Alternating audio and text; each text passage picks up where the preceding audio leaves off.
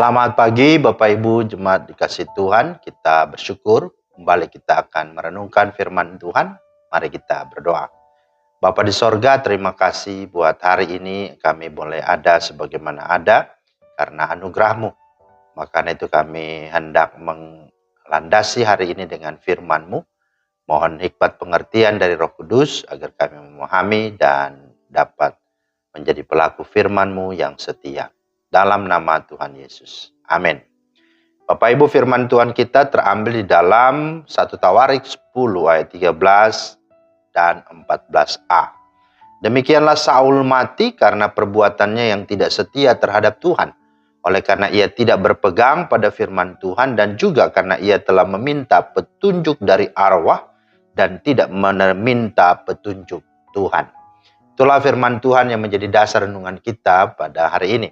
Nah, tema kita hari ini adalah hati-hati terjebak dan tersesat. Bapak Ibu, umat Israel adalah umat pilihan Tuhan yang sangat dikasihi dan sungguh dipilih Tuhan. Mereka menjadi objek curahan kasih Tuhan. Namun meski selalu mengecap kebaikan Tuhan dan pertolongan Tuhan, mereka suka sekali memberontak kepada Tuhan dan tidak lagi setia kepadanya. Nah, salah satu contoh perbuatan mereka yang menyakiti hati Tuhan adalah ketika diperhadapkan dengan masalah, di mana mereka tidak lagi meminta petunjuk dari Tuhan. Sesungguhnya itu yang harus mereka lakukan, tetapi mereka malah minta petunjuk kepada peramal.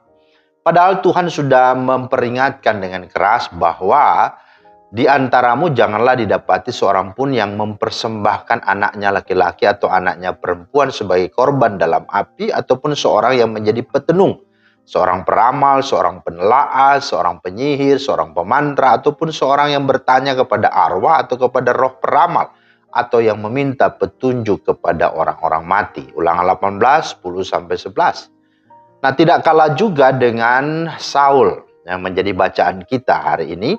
Dia adalah selaku pemimpin Israel, Raja Israel. Tetapi justru melanggar peringatan Tuhan ini. Ketika orang Filistin berperang melawan orang Israel, Saul mengalami ketakutan yang sangat luar biasa. Dan saat Saul ketakutan, bukannya dia mencari Tuhan dan meminta pertolongan dan petunjuk kepada Tuhan, tetapi justru sebaliknya, dia meminta petunjuk kepada petenung, yakni seorang perempuan pemanggil arwah. Imamat 19 ayat 31 berkata, janganlah kamu berpaling kepada arwah atau kepada roh-roh peramal. Janganlah kamu mencari mereka dan dengan demikian menjadi najis karena mereka. Akulah Tuhan. Nah, Bapak Ibu yang dikasih Tuhan, mempercayai arwah, peramal, dukun, atau orang pintar, atau apapun istilahnya, artinya itu sama berarti kita sedang menajiskan diri dengan berhala dan bersepakat dengan kuasa kegelapan, yaitu iblis.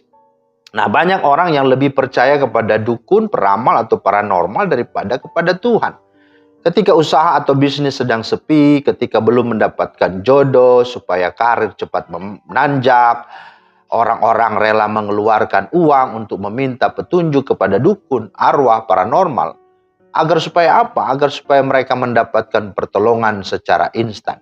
Mereka tidak sadar bahwa saat itu pula mereka sedang masuk dalam perangkap dan jerat dari kuasa kegelapan. Ya, ibarat naik angkot, ya dikatakan itu gratis tapi turun bayar, alias iblis pasti tidak akan pernah gratis, dia pasti meminta tumbal. Nah, Bapak Ibu yang dikasih Tuhan, karena itu sebagaimana 1 Petrus 5 ayat 8-9 berkata, sadarilah dan berjaga-jagalah, lawanmu si iblis berjalan berkeliling sama seperti singa yang mengaum-ngaum dan mencari orang yang dapat ditelannya. Lawanlah dia dengan iman yang teguh.